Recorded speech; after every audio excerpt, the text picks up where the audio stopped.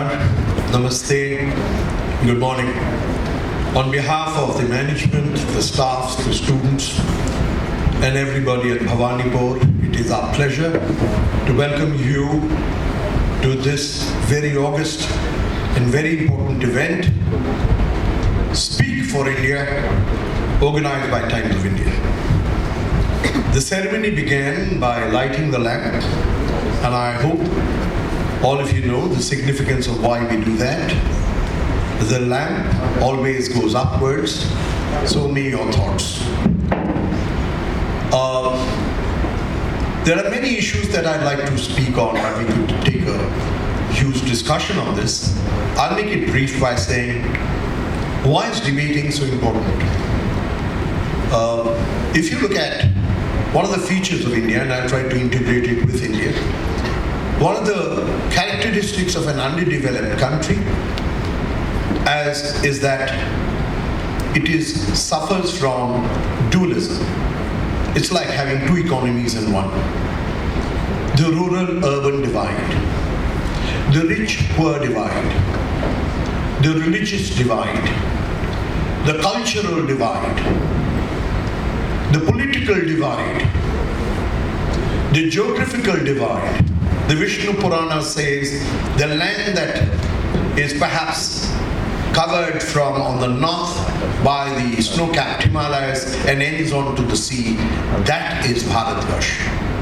There's a debate on whether we should call our country India or whether we should call it Bharat. Article 1 of the Constitution says, India, that is Bharat. And there are others who said it should be Bharat, that is India for foreigners. Why did it come in? I'm sure speakers will speak on this.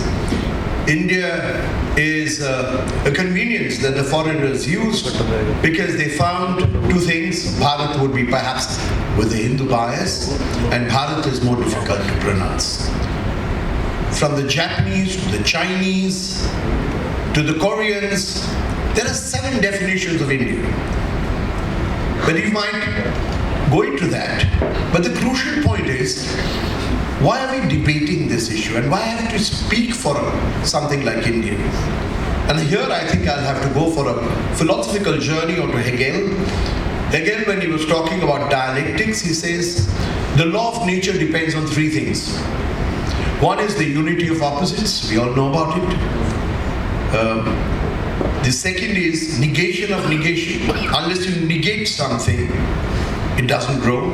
Unless the acorn negates itself, you don't have the plant or the sapling. Unless it negates itself, it does not grow into a tree. Unless it negates itself, it does not grow into a flower. And unless the flower negates itself, it does not germinate into a seed. The cycle of nature is that it must believe in negation. Debating believes in negation. Debating is the lifeline of democracy, taking another's opinion without being hot about it, to hear another opinion, to form a judgment, and always remember there's always another point of view. And that might be equally right. I've often asked my students, and I ask you to look into this, when you talk about the virtues of vegetarianism, and you think that's the best way to live, how would you look at how the Eskimos will survive? They can't be prescribed vegetarianism. So you're saying, you might as well die. So when you're looking at the world, you should look at it with empathy. Try to see it from that person's point of view. And when you do it in that way, you'll realize negation of negation, unity of opposites is a part and parcel of life. The female and the male go together for cosmic growth, which is why a few days from now we will be worshipping Shiva Linga. Because growth depends on the Prakriti and Purush. You have the male and the female, and there's no divide in that. There's no divide in races, there's no divide in castes. It is just division of labor. But if India has to move ahead, India must move ahead with diversity. We have the Statue of Unity, but the unity stands on the fertile soil of division. Even if you look at your national anthem, you talk about the 5 regions. And the 5 regions are not culturally, geographically, physically the same. They don't look the same in Northeast, or in Punjab, or in Tamil, or in Kerala. I was just exchanging a few words with my friends from Federal Bank, and I said, Kerala is like Bengal lost behind in South. The nature is the same, the girls look the same, you believe in fish eating, and you also have the same values. So what is the common ground that makes us think that we are Indians? And this is the country where diversity lives, thrives, and yet the tricolor flies high, and behold, every time we win. Be it a cricket match, be it a democracy, we are our only example of a living democracy which has not throttled another nation. Swami Ranganathan once mentioned, there are 2 Vamshas in India. One is the Rishi Vamsha, and the other is the Raj Vamsha. The Raj Vamsha has been always weak because we have been fragmented into 5 different regions. If you look at the national anthem, you'd know the regions. We might keep Utkal and Bongo, but at a given point of time they were together. So was Punjab and Sindh. So it's basically 5 regions. And the Swaraswati flew through that in one thread, in one life wire. And that is why you have the Saraswat Brahmins who are allowed to eat fish, because the Swaraswati never went underground, and they said, this is the pushpa fall. And fish eating is allowed amongst Brahmins because it's prescribed in the Vedas, they can eat it. That's how non-vegetarianism started here. But we need to know and understand ourselves before we take this forward. Debating allows you that freedom. But before you come to any debate, please read about it. Come prepared. Don't come to crack jokes. Because after all, what you say is something that others will hear. And as I was saying, Ram Swami Ranganathan asked, why is it that India is democratic? We've been always under some aggression, be it the Mughals, the Turks, the British. Even now it's an economic kind of conflict. Either fall in line or I'm going to bring your government down with slander, with gossip, by hitting you at the stock market, by looking into areas that you've not looked into, me at the Supreme Court of another country prying into you. The point is, why are they so aghast about the growth of India? Because this country is the only country which thrives on democracy, not by political norms. You'd be surprised to know adult franchise was meant only for men, even till date. Most of the churches didn't allow women to become, even now, they can't be popes or bishops. This country worships the female form. This country believes, whether it's Gayatri or whether it is Gargi, whoever, Maitri, the female form is as powerful as the male form. Even our worship of the Durga is in that form. And we don't segregate. We don't put them behind pardas. These are all social aberrations. They've always been in the forefront of thinking. So he says, and I began my speech by saying Namaste. Extended versions, Namaste. What is the Haste? I recognize the Hasti in you. I recognize the divinity in you. I recognize the same Atma resides in you. And therefore, whether you are by religion, a Hindu, a Muslim, a Sikh, a Jain, you are part of me. You're my brother, because the same Atma resides in you. That is the There's no division. When you come to this world, you don't have a religion. When you leave this world, you don't have a religion. Why do you acquire this now? The cultural ethos is that you might be liking wheat, I might be liking rice. You might be loving fish, I might be loving bunions. I might like cabbages, that's my choice. And who are you to sermonize what I should eat? Who are you to tell me what I should wear? I'd be perfectly comfortable with a lungi in a hot climate or a sari. I don't have to dress in the same form to say that we are one. but we must have the same facilities. And that's where Robert Solow comes in when he says 90% of economic growth depends on technology. Earlier we used to think it depends on capital, federal bank, source of capital, or human resources management institutes, train your people. They say, well, this is all important, labor and capital.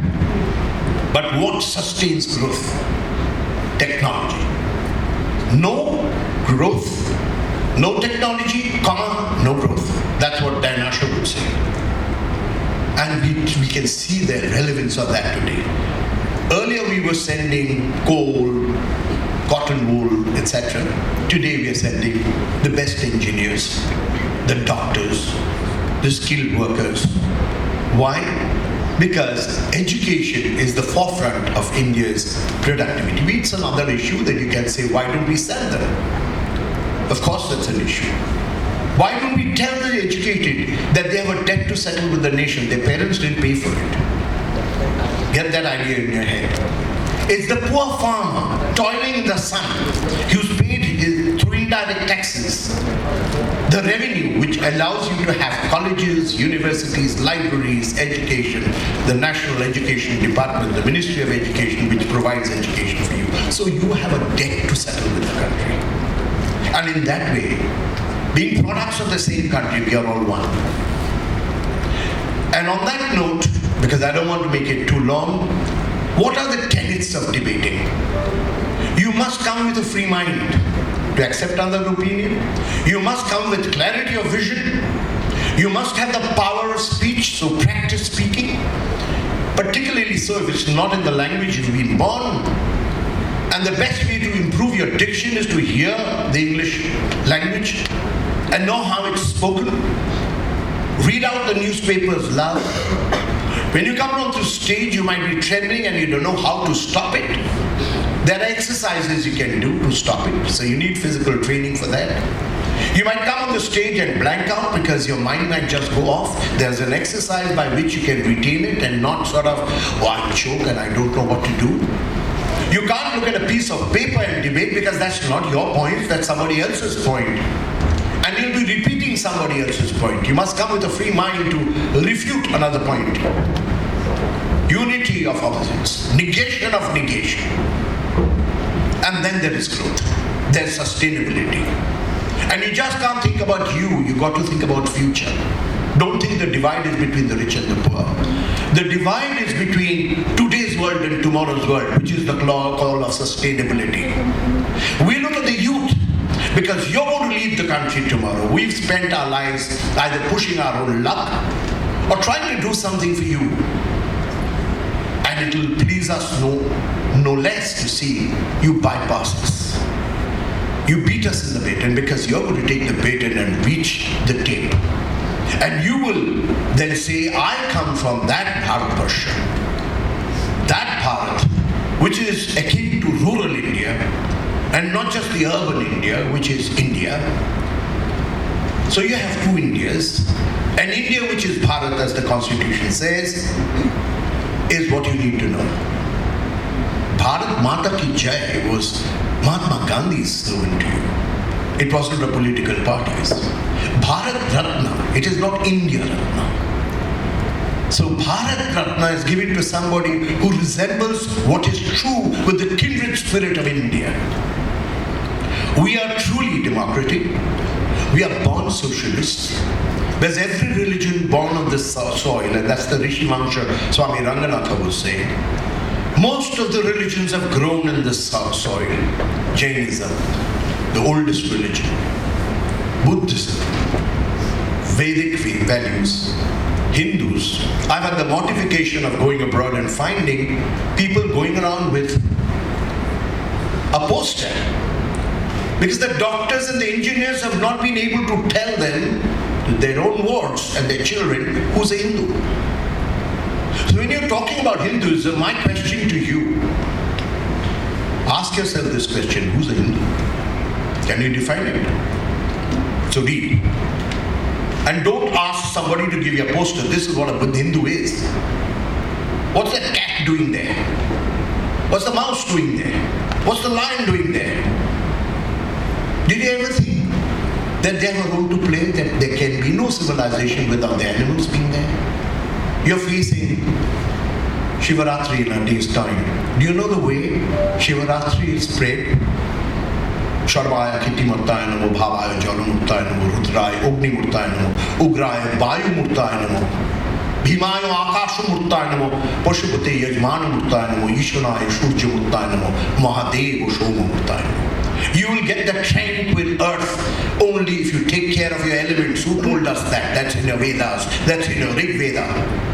We are now talking about sustainability in the World Bank Forum. India gave it to the world. You didn't realize what you are. There are jewels in your sand. You didn't pick it up. So speak for India. And if you feel there's something to refute, if you don't like the ugliness of poverty, if you don't like the divide between the rich and the poor, if you don't like the religious divide, this is the forum where you should speak. Because you're going to lead India. It's not going to be us or the present leaders. And you must march together.